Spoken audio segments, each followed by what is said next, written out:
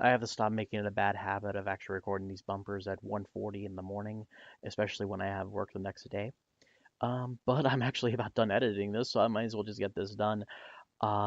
This is actually one of the, I don't want to say funnest episode because really this is like the only second episode I recorded. But if this is going to be the trend of how my podcast goes, then hey, more power to everyone doing this or listening to it because this was just a lot of fun.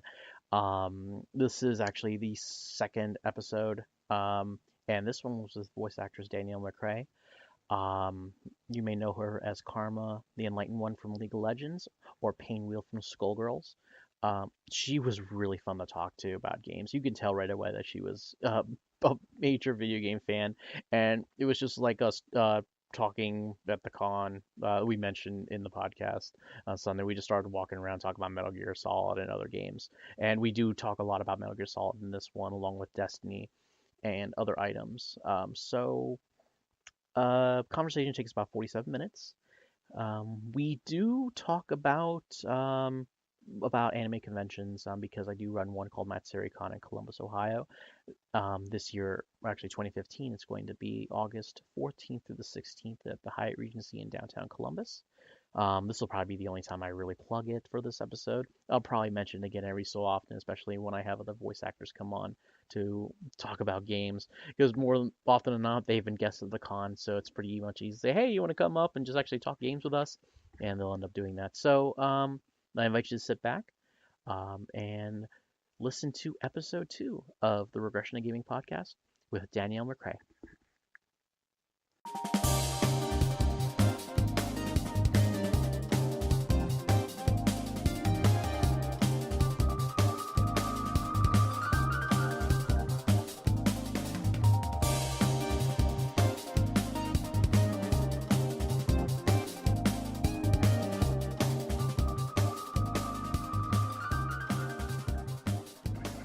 And welcome everyone, this is the Regression of Gaming Podcast. I have actually a special guest with me, and I'd like to introduce you to them. So please, tell us who you are. Hi, I'm Danielle McRae, and I'm a voice actor and an avid video gamer. You're not just any voice actor. No. I have to say though, the first time I met her was at MatsuriCon 2014. Cheap plug, I run it. In beautiful Columbus, Ohio. She is Painwheel in Skullgirls, one of my new favorite fighting games. Not new, but newer fighting games that I play. I love it just because Awesome. of the system is so different. Like I love the Street Fighter franchise, and I love Soul Calibur. Soul Calibur is more my thing because I love Ivy. But playing either I'll play as Painwheel or I'll play as Peacock. One of those two characters that I'll play the most. I wish I were better with Peacock, but she looks like a lot of fun. I mean, the characters themselves. I have not played with the new characters. Like I haven't played with Squiggly, or I haven't played with I think is it Eliza? Yeah, she's my new favorite, Eliza. Mm-hmm. I'm starting to get used to her, and I like her a lot. Oh yeah. And also you are in League of Legends. Yes. You are Karma, right? Mm-hmm. Yeah, and I will admit it right now, I am not the best League of Legends player. My basic characters are Jinx and V or Vi. I don't know. I've heard it pronounced Vi, pronounced as V, but those are two major characters I play as. I did play as Ashe for a while, but that's when I first started. Mm-hmm. And I'll go like, oh, I'll play for a week, and then I won't play for 4 months, and then I'll play for another week. And then, yeah, I was like that too. At one point, I was playing for like maybe 2 weeks, and then they kind of stopped, and it turned to almost a year. So I'm trying to slowly get back into League. The one thing I like about it is the fact that it feels like StarCraft, where you're actually building up using your items and then make them bigger and bigger and better. But I just want StarCraft where I can just hit my F buttons and then just micromanage everything because I'm a nerd. Nothing wrong with that. No, there is nothing wrong with that. That remind people nothing wrong with being a nerd. So the reason why I asked you on first because we started actually geeking out a little bit about Destiny. Yes. I did not pre-order it. I bought it first day, just thinking, okay, I'm gonna go play it with friends, and people convinced me to get the Xbox One version. Um, and I will admit to you right now, and I've told a lot of people this, I got very bored very fast with Destiny. I leveled to like 10 or 11 and I quit. Wow. My biggest problem with Destiny was, for a shooter game, the environment was very beautiful.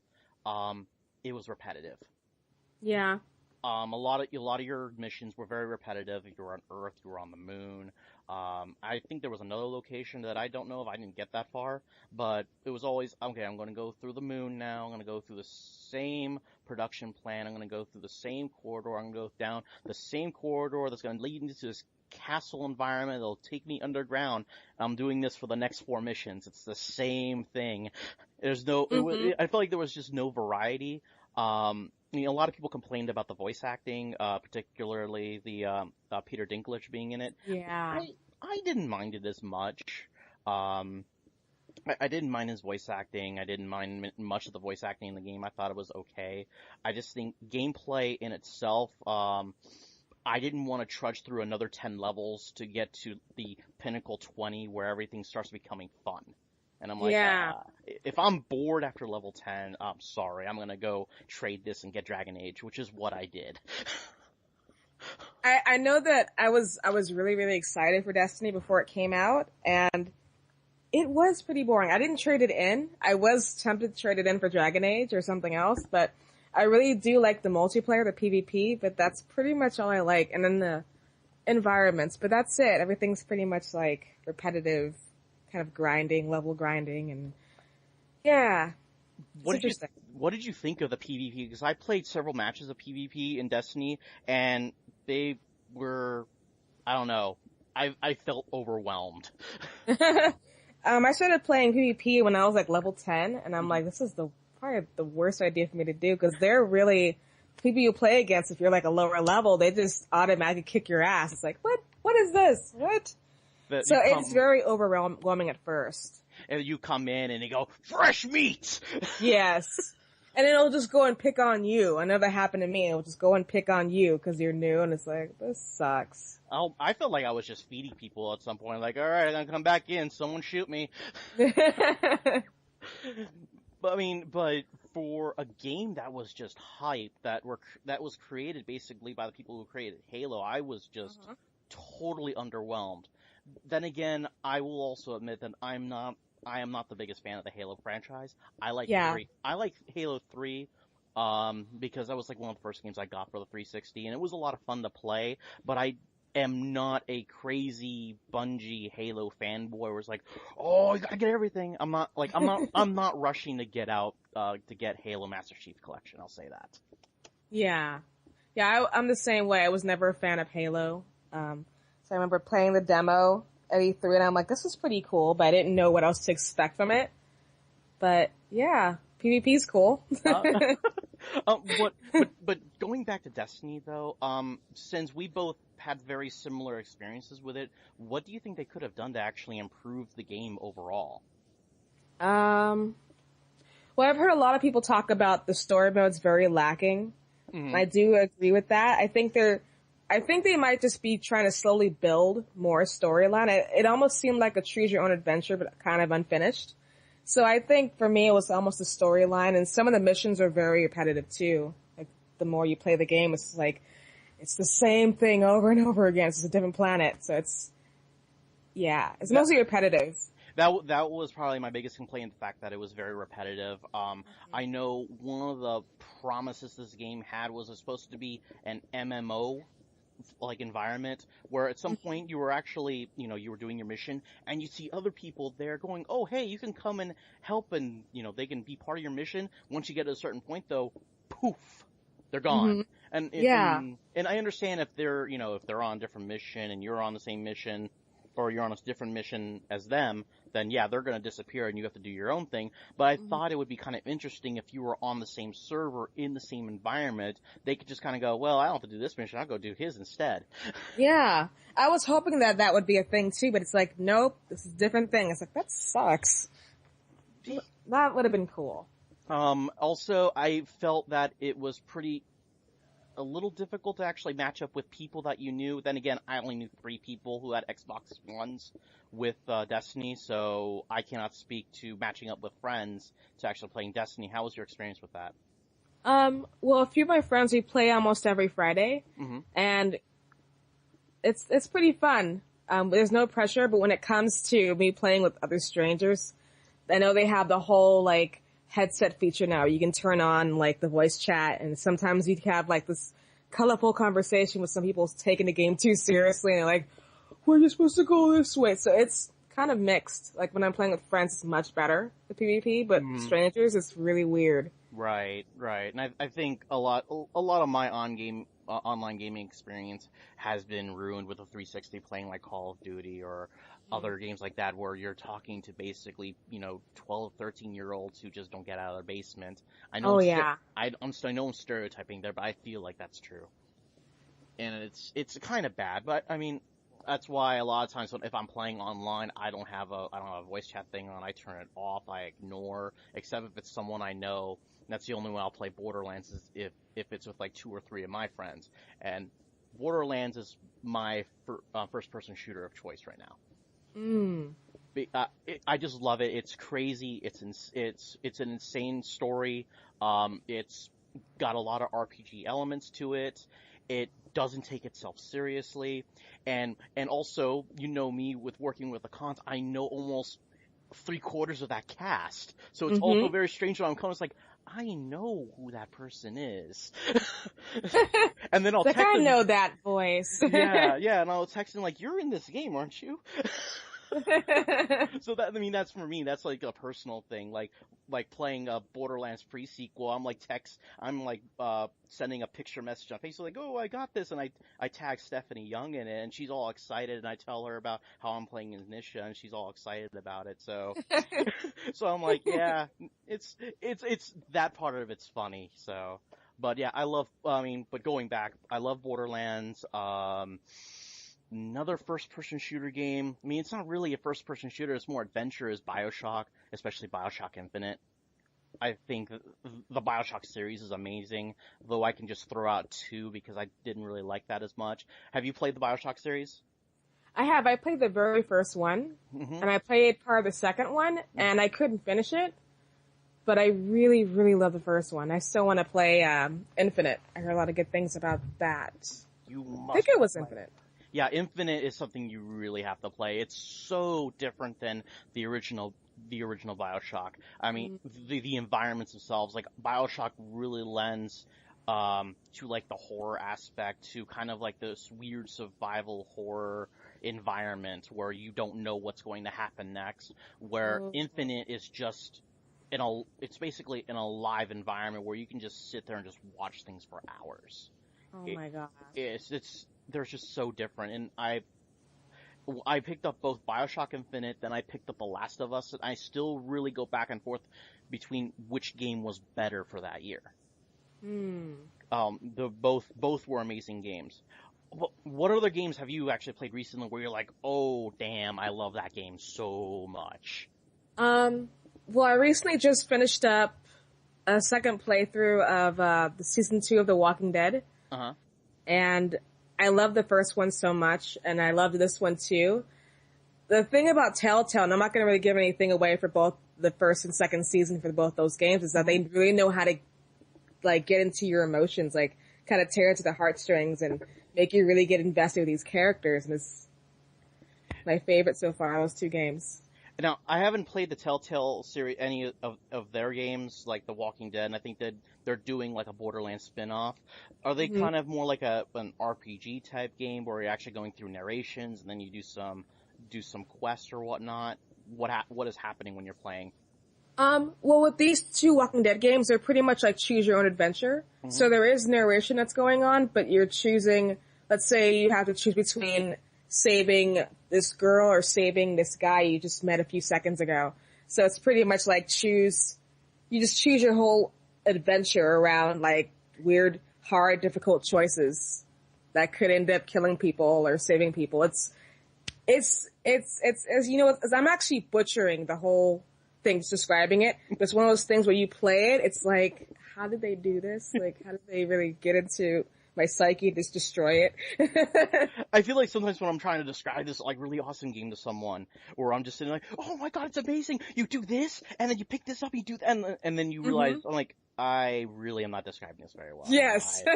I'm really animated and excited about it, but I'm really not giving any value. No, Yeah.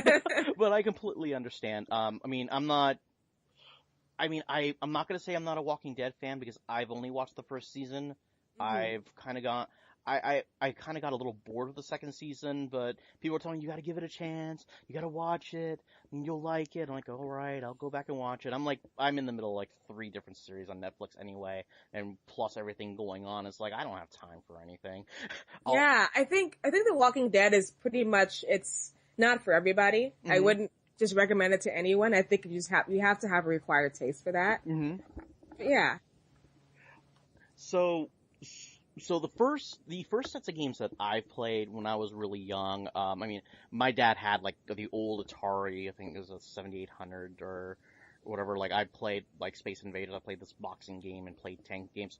What did you get exposed to first? I got exposed to Super Mario Brothers. I think it was the first one for the Super Nintendo. Oh, Super Mario World? Yeah. Yeah, oh yeah, that was it. Yeah, it was one of those. And then, later on I played Killer Instinct for the Super Nintendo, and then I went to Donkey Kong. I love it too. I would play that for hours. Which character did you play as? There were 2 characters I mained. I mained Orchid, and then I mained, Cinder. But I think everyone almost mains Orchid because you just do this back and toward and hit, back toward, and then you do ultra combo, 80 hits, you feel like an expert. Oh yeah. So true. You said Killer Instinct. What was the other game you said that you played also? I played a lot of Donkey Kong Country. The first Donkey Kong Country and the second one. See, I love the original Donkey Kong Country. I went and got obsessed with the original Donkey Kong Country, and I think, wasn't it like 120% to complete the game? I don't remember. It was like some really insane number. They had to get all the bananas, all the Kongs, everything. Oh yeah. I tried to do that, and I'm like, I can't do this. I got a book for Christmas that helped me. Ooh, nice. But as a good video gamer, I went through the game first and then looked at the book for reference. There you go. I can't say that with a straight face. No, I never played 2 or 3. Then I played Donkey Kong Country Returns to the Wii, and that is one of the most frustrating games I have ever played. Not frustrating as in, oh, this is a terrible game. It's a wonderful game, but I wanted to throw the Wiimote through my TV so many times. Oh no. Just the rage. The rage quit was strong. Oh man. Yeah, because I grew up with the Nintendo and the Super Nintendo, and then I kind of quit for 2 years because I wanted to go out and make video games and go to college and, study, and then the PlayStation came out in Final Fantasy VII, and then I just said, you know what, I'm going to be a gamer for life. Screw it. Yes. It's funny because I was in that same path, years and years ago. I think it was Metal Gear Solid that kind of really got me into drawing. Characters. So I originally wanted to be a character designer for video games. I took up some college classes, and I had massive ADD. I couldn't even like model anything with the amount of patience on the computer. I'm like, I can't do this. I'm just gonna quit and play my games and just keep drawing for fun. Yeah, one of the things I used to do was actually try to plot out like game design, like make my own manual on game design, like, well, what would I do with this specific character or this specific environment, how to story arc. Like, I have notebooks upon notebooks upon notebooks of what I've done, and I've never really did anything with it because I'm like, oh, well, I like playing games. I want to make them, but I'm only one person. There's a lot of stress involved too. Oh yeah, there is a lot of stress involved. It's the penultimate, collaboration of work with a lot of different people, and I've tried to do it 2 or 3 times with groups of people, and it fizzles out within several months because you either got people like, oh, I'm just going to do this in my spare time, or, oh, I got other things to do. And it's dedication. A lot of dedication. Oh, And yeah. several years. And I know people who are indie game developers, and, it takes up a lot of their time. I'm still willing to do it. I just want people to actually devote their time to it. Yeah, I agree. Yeah. But you mentioned Metal Gear Solid. Mm-hmm. And that is one franchise I adore. I adore the original Metal Gear Solid. I adore the original Metal Gear on the Nintendo. Yeah. MGS2, everyone raged about the game, how you played as Raiden. I actually liked that. I liked the second one. I love playing as Raiden because you learned more about Snake. Yeah. And that's what Kojima wanted. And also the fact that, 2 is kind of not really necessarily a clone of 1, but also it kind of gave you a different perspective on what was going on. I love Snake Eater. I love the sniper battle on Snake Eater, though everyone says they love the sniper battle on Snake Eater. Everyone's like, oh, you play Snake Eater, right? Oh, that sniper battle's amazing. Yeah, that's like their go-to, yeah. everyone's go-to is that and the end. Or not the end, but where you fight the boss. Yeah, when you fight the boss. And I love 4. Gun of the Patriot. 4, I love 4. And a lot of people raged on 4 because, there's just so much story and it doesn't make sense. Like, no, it's perfect. It's Metal Gear. It is so much story. Some of it's not supposed to make sense, but I felt like it gave so much closure to it. And I'll admit it, I cried. A tear or two. I bawled for 10 minutes. I cried like a baby. I'm like, why are you doing this to me? I couldn't even. I had to stop playing for a while just because it wrecked me, and I'm like, let me take a break from this. The funniest story I have was playing Metal Gear Solid 4. I was babysitting my nephew, and he's only maybe like 14 months at the time, and I'm up like 8 in the morning, and he's just kind of like partly asleep. So you know how babies get; they're just kind of like just staring off around. And I'm playing like the first area where you're trying to avoid all the soldiers in the field, and you're learning about your octo camo, and I'm kind of sneaking around, trying to go down a certain open path, and that alarm comes off, and you hear the zzzz, and all of a sudden you see my nephew just bolts his head up and starts looking around. He's like, "What's going on? What's going on?"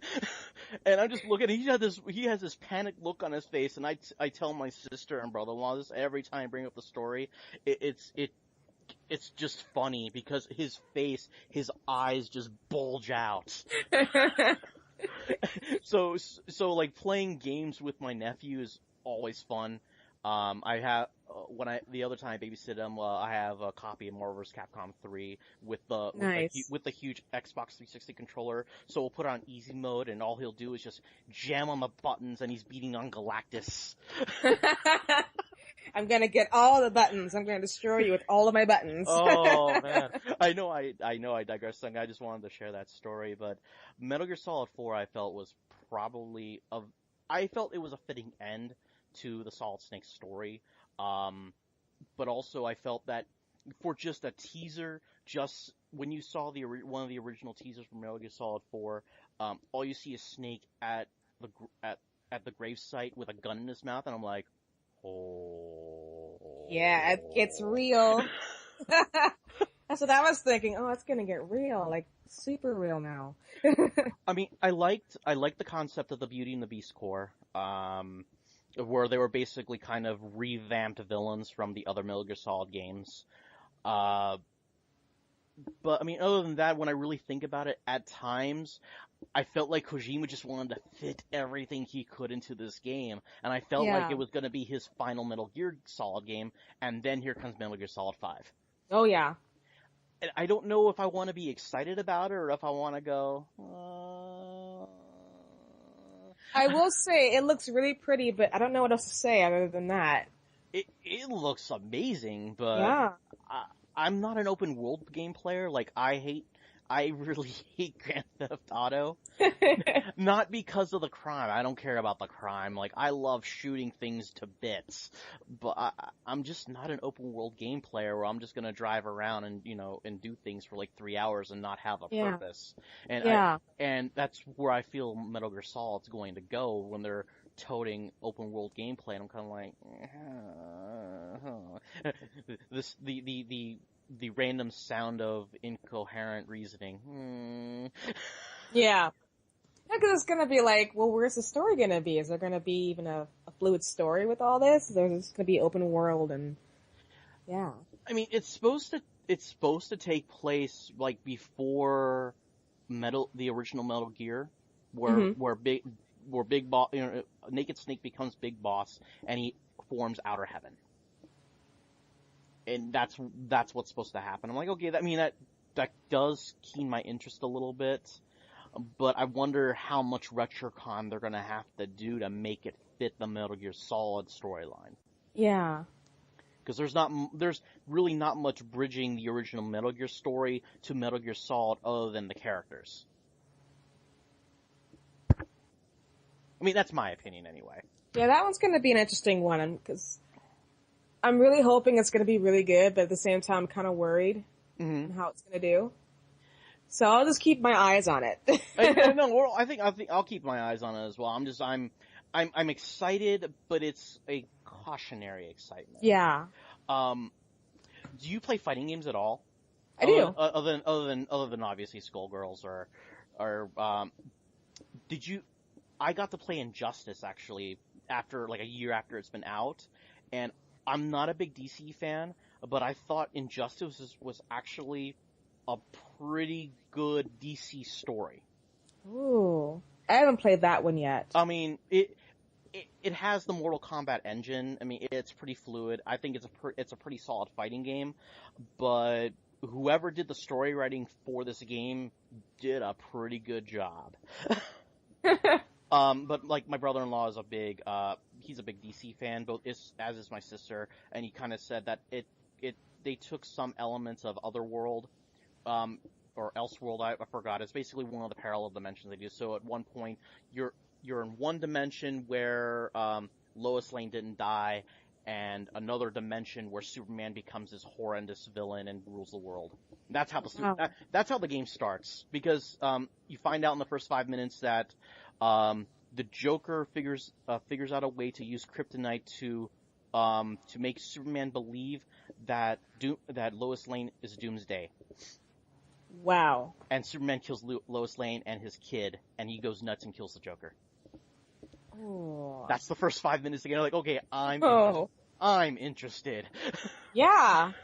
Because I'm gonna check this game out now. I love Marvel, but I also love DC, but I'm gonna check this game out now. That's interesting. That is, yeah, and like, I'm not a Superman person. Like, the only DC character I like is Batman, and like, oh, make Superman a villain. It's automatically interesting. Yeah. Oh yeah. No, I'm always like I said, I'm a Street Fighter fan. I'm also a big Soul Calibur fan. Like, I will play the hell out of Soul Calibur 2. Like, that's my game. Like, anyone who wants to challenge me Soul Calibur 2, they'll cry. Oh. I'm really bad at Soul Calibur. Any Soul Calibur, I just button mash and nothing works. I'm like, okay. No. I don't think that game's meant to be button mashed. No, because a lot of times when you're playing Soul Calibur, a lot of there are button combinations where you can press really quick and it'll do one move. If you hold the button, it'll do something else. So it's kind of like Tekken, where you kind of do these tap holds or do some button combinations with some controller motion, and then you get these combinations. What I like about Soul Calibur though is the fact that you have it's a 3D environment with weapons, and it's less Tekken, where you're more in a straight line and you can kind of go around. Whereas Soul Calibur, you have the freedom to move anywhere, and you can gain a lot of tactical advantage if you're to the side of somebody, or you're behind someone. But yeah, but then again, I'm a big Soul Calibur fanboy, and I'm a big Ivy fanboy, so, that's Ivy's awesome. Ivy's amazing. I like to watch her, because I can't play with her, but I do like to watch her while she fights. It's awesome. I mean, 2 was like her best rendition, but then going into 3 and 4, they kind of nerfed her, and 5, they just like overpowered her again. Like, all right, I'll deal with the overpower. Well, it's better than like a super nerf. Oh yeah, they super nerfed her in 3. They really super nerfed her in 3 because her whole appeal is the fact that she can go into different stances, and her different stances would flow between each other, and they had different moves.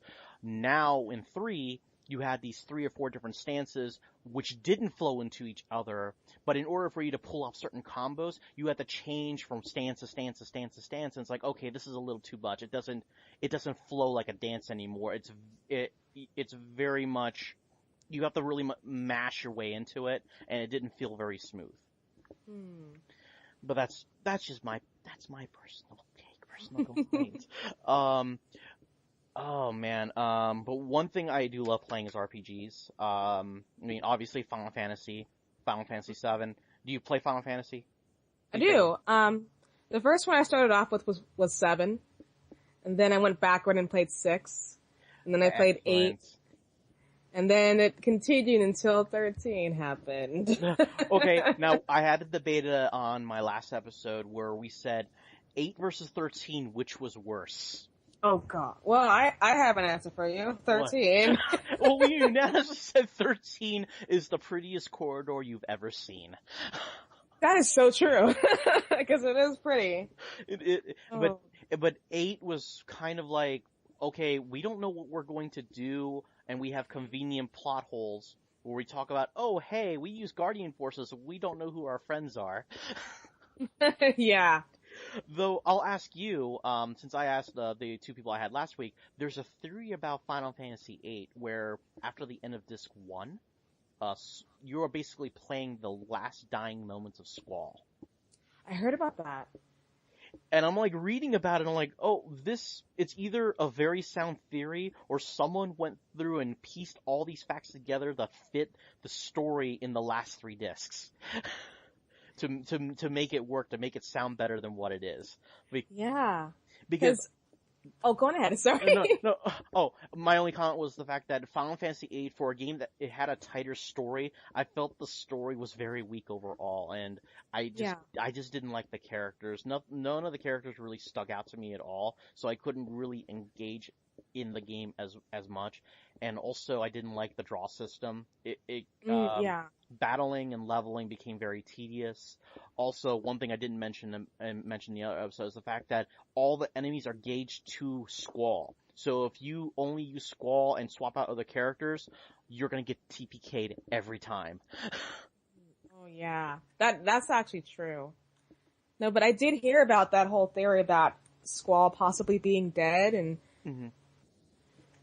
I'm like, I don't know. To me, it kind of sounds a little sound just because of that one thing where Edia throws the ice on in his stomach, and I'm like, wait a minute. That's where nobody it starts. would live through that. What's going on here? That's where it started. They're saying after that point, you're basically playing through his dying moments. They don't define how long he's dying for, but basically, because of the fact that the story gets very discombobulated and it doesn't make sense, and the incoherence of things going on, it's him dying. I mean, like, okay, that's kind of sound. But so which Final Fantasy game do you like, though? I really loved 9. I loved 7 and 9, but I really loved 9 just because I loved all the characters in that. Loves 9. Everyone loves 9. I mean, I love 9 too. Don't get me wrong. I love 9. But if I had 7 or 9 in front of me, I'm always going to pick 7 over 9. I don't know why that is. But I did promise people that I would replay through 9 and then review it and say, okay, I can see why 9 is better. But if you were going to stick 6, 7, or 9 in front of me, I'm going to pick 6. Because 6 is good. I like 6. 6, I think, has the best characters. Plus the fact that you can just pick whoever you want to go with you, and you can have the others stay at home and play with their swords or whatever. So, and also the fact that I got to the point where I've beat, if I remember correctly, I've beaten 6 maybe 12 times, and I got to the point where I can go, okay, I'm only going to beat it with 4 characters. And there's a point at the end of the game where you have to go through Kefka's Tower and you divide yourself into 3 teams. Just put one character on one team and just power your way through. I was bored as a teenager. And people are listening like, yep. But those were the good old days, though. Those were the good old days. Yeah, they were good. But the thing is now with like JRPGs, beside like Final Fantasy, I don't really play JRPGs too much. I mean, I played a little in Mass Effect, but I love Dragon Age. Dragon Age is amazing. Oh, yeah. I heard about this one theory, and I'm not sure if it's true or not, but it sounds really cool about how the Mass Effect and the Dragon Age universe they're pretty much in the same universe. Oh, go on. Yeah, that's pretty much all I've heard so far. It's just those two games are in the same universe, and I'm like, that's really interesting. I haven't heard anything else other than that, but that's kind of cool. That would be kind of cool. That would be a cool theory if they could actually manage to link them. I think. Yeah. I think they're trying to link it based on if you bought Dragon Age Origins and you got it pre-order, you got basically the dragon armor, which you had to unlock it from I think Mass Effect 2. Yeah. So you had to have Mass Effect 2 in order to unlock that armor, and it looked like something from Mass Effect. I'm like, so I remember that. So I'm wondering if that's where the theory came from originally. But still, that'd be a good theory to really entertain and see if you could actually match up things and see if it would work. I know. Yeah, I was thinking maybe that's where the theory came from, was that piece of armor from Mass Effect 2. And I'm like, if that's where it came from, that's still pretty cool. It's something to think about. I know. So I'll have to look more into that, because that was really cool, and I just saw that little headline like that. These two games could be in the same universe, and I'm like, oh my gosh, I gotta find more information about this. This is an interesting theory. So PlayStation 4, Xbox One. I've said, like, I've actually answered this to my friends of mine, and they just did not like me when I said this, but I'm gonna go for PS4. There are many wars that happened when I said that. Like, how dare you? Xbox is the master race. I'm like, but I want to have both. I'd like to have both an Xbox and the PS4. Yeah, I have both. And the only game I have for the PS4 is Infamous Second Son. How is that? That's a lot of fun, though I have not played the Infamous series. Infamous Second Son, I think is just actually, I don't want to always use hyperbole and say, oh, it's cool, it's awesome. One of the big things I like about Infamous Second Son is the fact that I used to live in Seattle. I lived in Seattle for 7 years. In like the late 80s up to 95. So all the time I would actually take the ferry, go across, go to downtown Seattle and walk around. They recreated Seattle, in the city itself, to where I can actually walk down to the space and okay, if I go down this street and I go right, okay, I'm at this restaurant, then I can go down straight and here's the pier, and then if I go left, that's where the ferries are and I can actually go take the ferry. That's awesome. It was frighteningly realistic, though I realized that the company who makes Infamous is based in Seattle. Yeah. So it was really easy for them to actually recreate it. I do like the abilities in the game that you have that Deslin has. He can actually absorb like the smoke ability, the video ability where you can actually jump into monitors and shoot out the radar and actually fly longer, or the neon ability where where you absorb like neon signs, you can actually shoot out neon lasers and you can run really fast like the Flash. And you can bounce around those abilities based on what resources you basically absorb. But it has a very much a GTA aspect where you have to do certain missions and rescue people. And right now in my game, I'm trying to go be a hero and rescue everyone.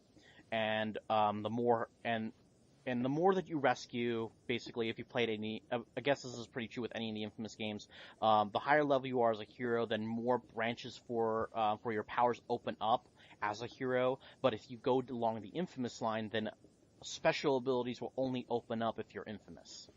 Ooh. So it's kind of like Knights of the Old Republic. If you go, if you are a Jedi, then you only get certain abilities as a Jedi. If you're Sith, you only get abilities as a Sith. Which, I mean, like, I kind of like that. I mean, just interchange names, but I still like that aspect. But yeah, it was just a lot of fun. I think I'm about 3/4 of the way through, though I didn't know much about the game when I picked it. I just knew that it was Infamous, and then I just started looking at the character models, and this is where you start looking at like Borderlands, where I'm starting to recognize voices, and I start recognizing people. Yeah. Oh yeah. It's like, that looks familiar. Like, that guy looks familiar. And then I realized, oh, wait, that's Travis Willingham. So, so, like, okay, this is kind of strange. This is kind of weird. And, like, I always make comments to, like, when at the cons, or I'm talking to some of the voice actors when we're actually in the green room or something like that. Okay, we're going behind the scenes at cons now. Yes. We're all sitting down talking. Magic happens. This is where all the magic happens. When we're sitting down, we're talking to people. It's like, it's weird to play games now because I know you guys. And it's really strange that, like, okay, I'm thinking you're in my house or something. Like, I told Sarah Williams that when I play as Jinx, I can't play as Jinx anymore because I think she's in my house. So, yeah, so it's also, it just comes with the territory, and I don't mind it as much. It's like, I used to be kind of like, oh, I get to meet these famous people and do stuff, and then I'm kind of like, oh, they're just people. I don't care. Yeah. We're just people. We just do funny voices in a booth. And they're just like us because they like to play games. It's awesome. Oh, yeah. Oh, man. But no, I want to actually just start winding down here, go through a few other things before we end this, because I don't want to take up too much of your time. I don't want to go to work tomorrow. Oh. No, one, like, underrated game that I played, one that I played, Bravely Default for the 3DS. Oh, I've only played the demo. That was a lot of fun. I should get the game. Yes. I should really get the game. Yes, and one of the things I like about Bravely Default, it does use the Street Pass, so you can actually you can use your friends' characters as summons, but it's a double-edged sword because if you use your friends as summons and they're like level 85 or something, then you get a demon on your like mini game map that you have to access to actually clean out the town to get more experience. And there's like this level 85 demon that's just kind of walking around your map, and the more summons you use, the more of those demons start taking over your map. I'm like, okay, this is kind of crappy. Wow. You have to beat bosses without summons? This is ridiculous. You're trying to That's crazy. No, it's a lot of fun, though I have not beaten it yet because I just beat Pokemon Y. Oh. I beat it a week ago. Just because I got Omega Ruby. My 3DS is I'm either playing Pokemon, I'm playing Theater Rhythm Final Fantasy, or I'm playing Smash Brothers. Oh, yeah, I've been playing Smash Brothers a lot recently, and I took a break from Tomodachi Life, and every time I come back to Tomodachi Life, it's like, you haven't been here for like 5 months and all my characters hate me. So I'm sorry. I can't play those kind of games. So I can't play like Tomodachi Life. I can't play Animal Crossing because it's kind of like, I don't feel like it's a game. I feel like I'm taking care of a lot of pets because I'm going to feel very bad once I don't play it for several months and I come back and like, you neglected us. You're the devil. We had 5 kids and you didn't feed any of them. It's like, don't guilt trip me. You're a terrible human being. Pretty much. And I don't want to ever feel guilted by a video game. Though then again, when I play RPGs or whatnot, I'm kind of going, like, when I play, like, Mass Effect or Dragon Age, I'm like, okay, I'm gonna say, no, I don't want to say that because I'm gonna be embarrassed if I say that, or I'm gonna be mean if I say this choice. Yes. Oh, man. Yeah, I love those games. I'm trying to think, what else did I pick up I didn't really pick up anything real recently for my 3DS. I want to get Persona Q, but I haven't played any of the Persona games, so... Everyone's told me pick up Persona 3 for the PS2. Huh. I haven't played any of the Persona games. I think I played Arena. That's all I've played is Arena. Yeah, that's the only one I played. That's like, I'm kind of interested in the Persona game now after playing a fighting game. And it was like, oh, that's not Persona. You need to play a Persona game. I was like, alright, I'll go play one. It's like, I'm actually literally, I turn right from my computer and I look at the stack of games that I have not finished. Oh gosh. And it just gets bigger and bigger and bigger. And what do? I put in God of War 3 and I play that. Because it's comfortable. It's like, oh, I'm at home killing so many people. Is there a game like that for you where you know that it's just a game that you can just go in and play for like 10 or 15 minutes and like, okay, I feel better about my life? There's actually two. It was Devil May Cry 1, and it was, Katamari Damacy, or Katamari Forever. But I think Katamari Forever is one of those games I just feel like, yeah, I'm rolling up all the things, and I roll up planets, and just doing it in my house. And it's almost like world domination, but it's cute because you have cute little music playing in the background, so it's not so bad.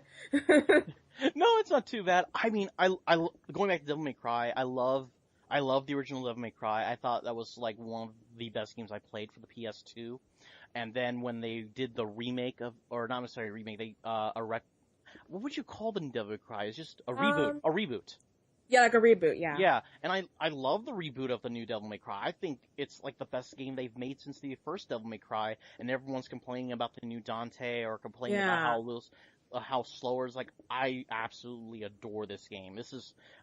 That's another game I can just pop in and just kill things mindlessly for hours. But it's also one game, if you look at my trophy list for for the PS3, everything's about done. So it's one of those games, like, I've done that for Devil May Cry, I've done that for God of War 3, and I've done that for Marvel vs. Capcom 3. I was like, those games I've like done almost everything for. And then there's things like Ni no Kuni, where I'll play. And I love Ni no Kuni. It's another game that I love to play. It's so pretty.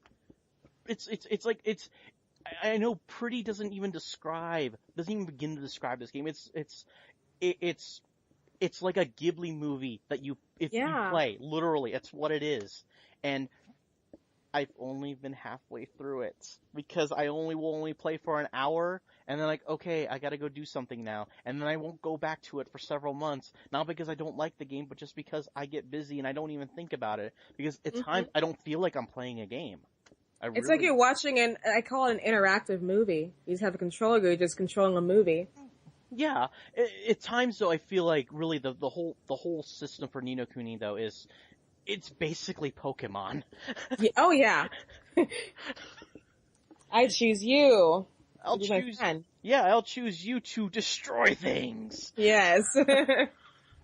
Oh man, but no, that's one of the better games I've actually played. Other than obviously God of War, Last of Us. I'm just now looking at my library and going, oh, what else have I played recently? New Tomb Raider. Oh, I haven't played that one. You have to. That is probably one of the best reboots I've played. Wow. It is okay. I will admit, very visceral, very violent. I could see why they had to cut out certain things from the game, but oh damn, it is a really good game. Also the fact that they, not really much of a spoiler, at the beginning of the game, their ship actually crash lands basically in one of the southern islands of Japan. So you're actually exploring the Japanese ruins. Cool. If you like Japanese mythology and lore, it really goes into that. That's awesome. Yeah. But no, I want to thank you for actually doing this for me, because you're like my first guest, air quotes. So this, I'll actually have this up probably by the end of the week. I'm probably going to put a bumper on the front, find some music, make it frilly, edit out the dead space, and make it all nice. But no, I appreciate you doing this, and hopefully we can do this again, because this was a lot of fun. Oh yeah, thanks for having me. And I was looking at my game library, and I'm like, we'll save that for another time. I have too many games, and I can't mention them all because it's a lot. But thanks so much for having me. No problem. Oh, and like I said, we'll do this again, alright? Yeah, definitely. Alright, thank you very much. Alright, we'll see ya. We'll see everyone later in the next episode. Bye! Bye!